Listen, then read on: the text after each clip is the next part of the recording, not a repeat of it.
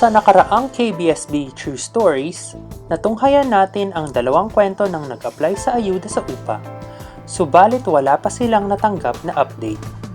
Para sa ating Season 1 finale, at upang gunitain ang Mother's Day, balikan at kumustahin natin ang tatlong ilaw ng tahanan na sina Micah, Molina at Lucy, kung saan nag-apply sila sa ayuda sa UPA sa nakaraang taon. Sinubukan naming yayain si Maria para kunin ulit ang kanyang panayam, subalit dahil sa ilang problema ng kanyang karamdaman, hindi muna siya makakasali sa interview na ito. Ipinakikilala muli si Micah, hindi niya tunay na pangalan. Siya ay mahigit 40 anyos na nangungupahan sa Excelsior District ng San Francisco. Tumanggi pa rin siyang humarap sa kamera, subalit pumayag siyang magpaunlak ng panayam kasama ang inyong lingkod. Kumustahin natin ang kanyang kalagayan matapos mag-apply sa ayuda sa UPA ng California noong Enero 2022. Ate Micah, maraming salamat po sa inyong pagdating dito sa aming tanggapan sa SOMCAN. Kumusta na po kayo? Medyo okay lang naman. Medyo naghihintay pa rin ng update. Mga ilang buwan na po kayo naghihintay ng update? Mga 5 months na. It's been a while. Matagal na rin. Tagal na rin. At kailan po kayo huling nagkaroon ng update? Last 2 weeks lang. Galing nga sa inyo, kay Jean. Sa inyo nga. So, may hiningi silang information na kailangang ibigay. So, nasubmitan namin. At ano po yung mga dokumento na yon? Kailangan ng ng papa ko, mga finance niya, tsaka yung update ng mga bills, at tsaka yung sa aking income. May binigay ba ang kasera ninyo? Yeah, a letter from them na nagpapatunay na we're on the same page, na naghihintay pa rin ng bayad. Ayos lang po ba kung silipin natin ang inyong application portal? Yeah, please, para malaman natin what's going on. Matagal na rin kasi. Ngayon naman, Ate Micah, sabay-sabay nating titingnan ang inyong application portal para sa California COVID-19 Rent Relief. Yes.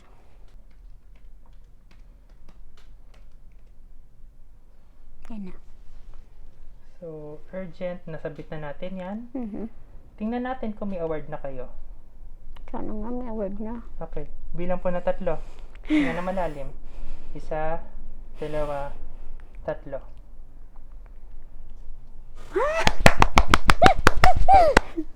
Ano po nakalagay? 4,400 at buba ko sa 4,400. Thank you! Ayan, congratulations po, Ate Micah. Ano po masasabi niyo? Oh my God! Akala ko wala nang mangyayari dyan. Paano yung rent at saka yung utilities? So, ito po, rent muna po yung na-cover. Pero yung utilities po, darating po sa susunod na approval. Pero approve na rin. Opo. Ay, ang galing-galing. Thank you, Jen! Oh my God! Wala pong ano man. So, ano yan? Naparating na sa amin o parating sa kanila? Tingnan po natin. So, approved pending payment. So, sa madaling salita po, pwede po nating, anong tawag dito? Alamin, kung gusto nyo, tawagan po natin yung rental assistance kung may time kayo para tuyukuyin talaga kung ano yung na-approvahan. Sige, so tawag po tayo sa Sige, sa tayo. sa Ang galing, na-approve tayo. It's been a while. Opo. Tagal na rin. So, tawag po tayo sa 1-833-430-212.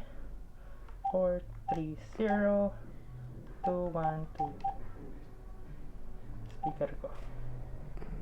Thank you for calling. Press 1 for English. Please hold for the next available representative. Good morning. Thank you for calling the council. Leave Contact Center.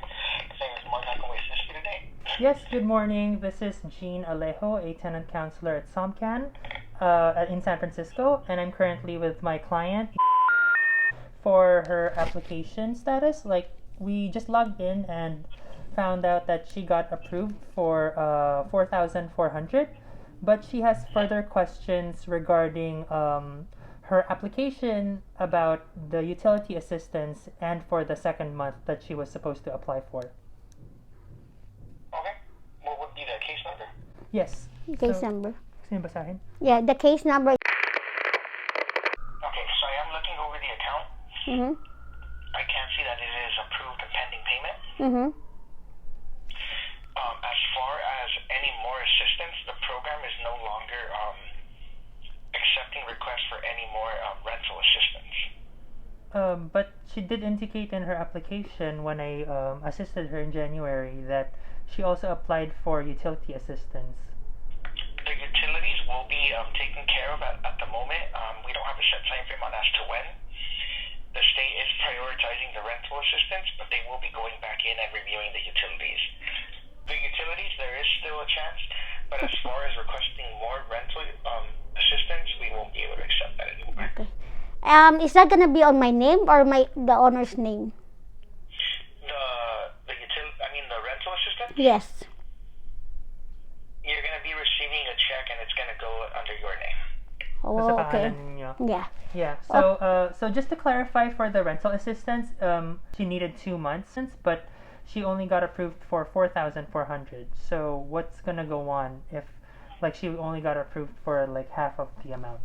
If she covered those months, I'm not sure. I hear we don't review the application, so I'm just saying if, let's say she covered it, even though she requested it, if she pays for those months, she'll only be approved for what is past due. All right, and then as per just to reiterate for the utility assistance, like that is still underway and there's no timeline as of now.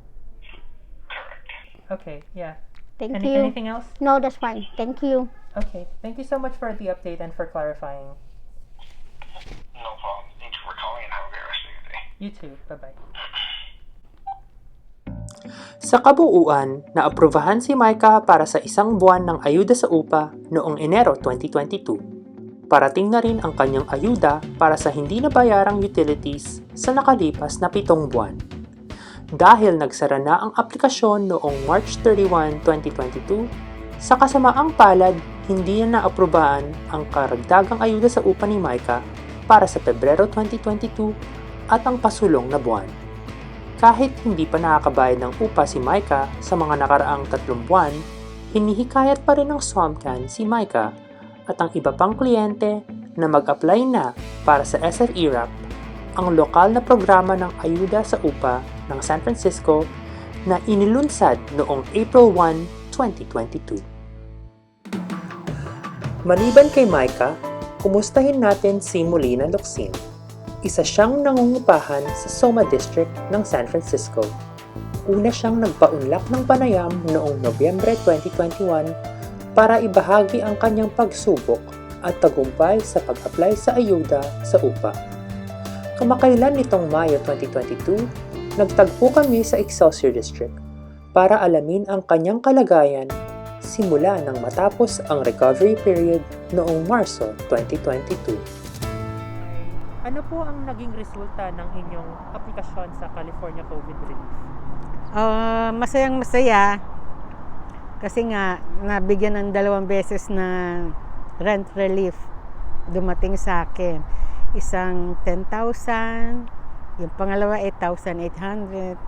Meron kulang na 3,150. Yung parang 3 months. Anong gagawin niyo po dun sa 3 months na yun? Babayaran ko ng paunti-unti. Dadagdag ko sa renta ko. Kinulang man siya ng 3 buwan sa nakaraang taon, hindi nagdalawang isip si Molina na mag-apply para sa SF-ERAP. Inaasam niya na sana'y masagot ng SF-ERAP ang kanyang kulang na balanse sa upa.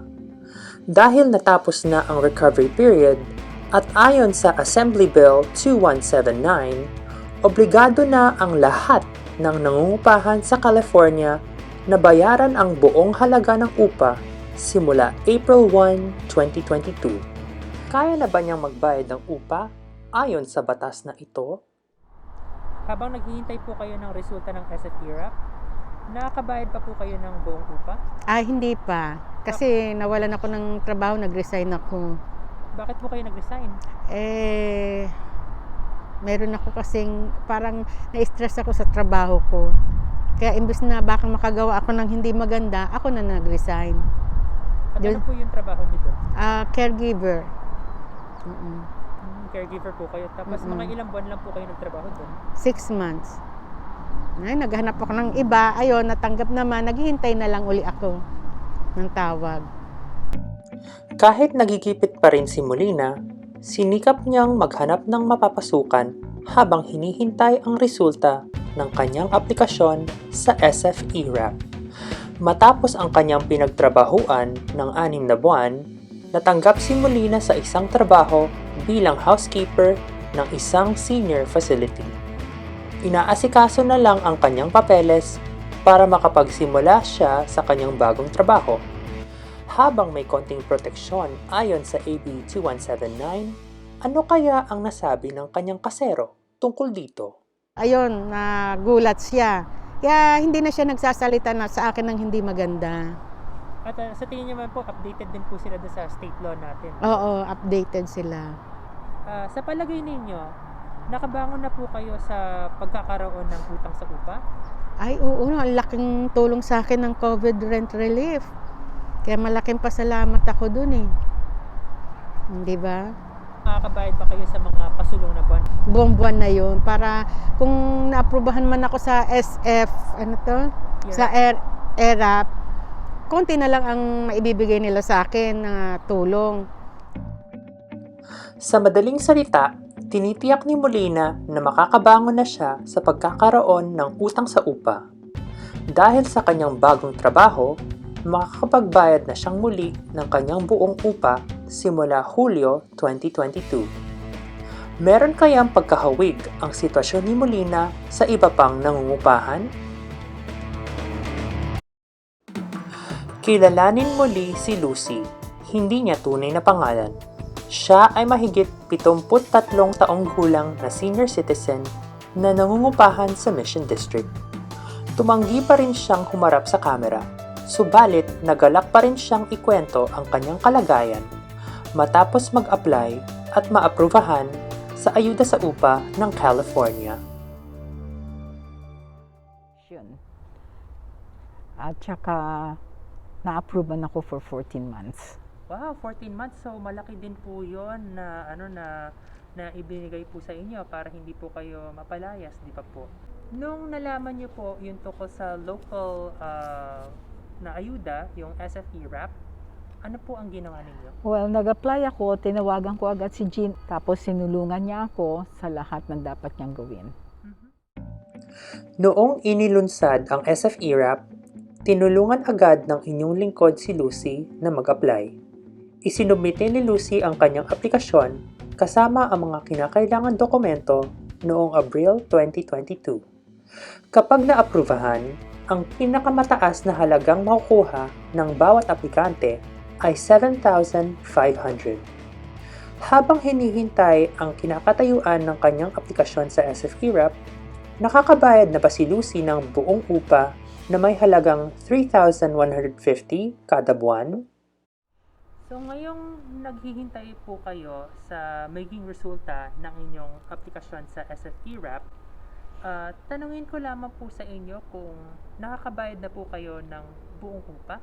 Hindi pa rin. Ang kaya ko lang bayaran hanggang ngayon yung 2,000 na lagi kong binabayaran sa landlord. May mensahe ba po kayo sa inyong kasero? Ang mensahe ko sa kasero ko, sana wag naman niya akong taasan taon-taon dahil ang hirap din magbayad, hindi mo magtatrabaho ka, ibibigay mo lahat naman sa kanila. Sa palagay ninyo, bakit po kayo tinataasan? The reason tinataasan niya ako, wala daw ko sa rent control na pwede niyang taasan ang gusto niyang amount na taasan. Sa kasamaang palad, hindi pa rin kayang magbayad ni Lucy ng buong upa. Dahil hindi nga sakop ng rent control ang kanyang inuupahan at ayon sa batas na Costa-Hawkins, tumataas pa rin ang kanyang upa kada taon ayon sa gusto ng kanyang kasero. Nagtatrabaho siya bilang caregiver sa ilalim ng In-Home Support Services o IHSS, subalit kulang pa rin ang kanyang kinikitang sahod para bayaran ang buong upa. Para mabawasan ang kanyang pagkakautang sa upa, unti-unti pa rin siyang nagbabayad ng $2,000 kada buwan. Nakabangon na ba po kayo sa pagkakaroon ng utang sa upa? Hindi pa rin. 2,000 pa rin ang binabayad ko hanggang ngayon. Kasi may iba pa akong binabayaran, mga utilities pa eh. Pagkain pa. May mga ibang solusyon ba po kayong naisip? Nagtatry ako mag-apply sa affordable housing. Oo. Oo, nag-iisip ako ng plan B kung anong dapat kong gawin. Sa tulong ng Akbay program ng SOMCAN, kamakailan nag-apply si Lucy sa affordable housing ng San Francisco at hinihintay niya ang magiging resulta nito. Tungkol naman sa kanyang kinakatayuan bilang nagigipit na nangungupahan, may mensahe siya para sa ating mambabatas at sa mga kasero sa California.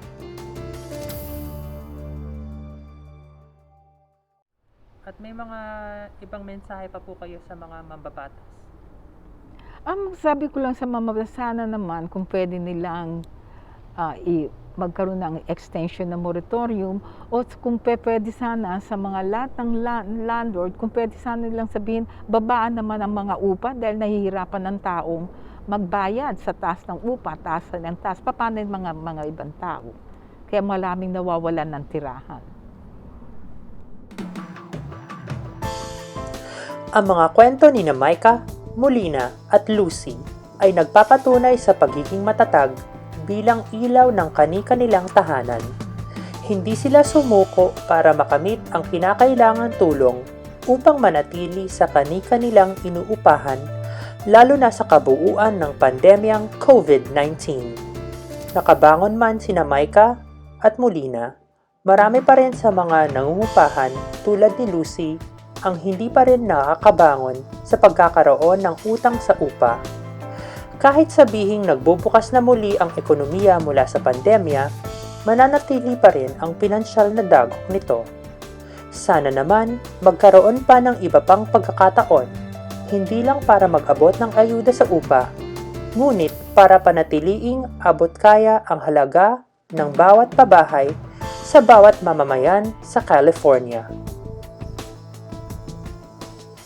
Sa huling pagkakataon, ako po si Jean Alejo.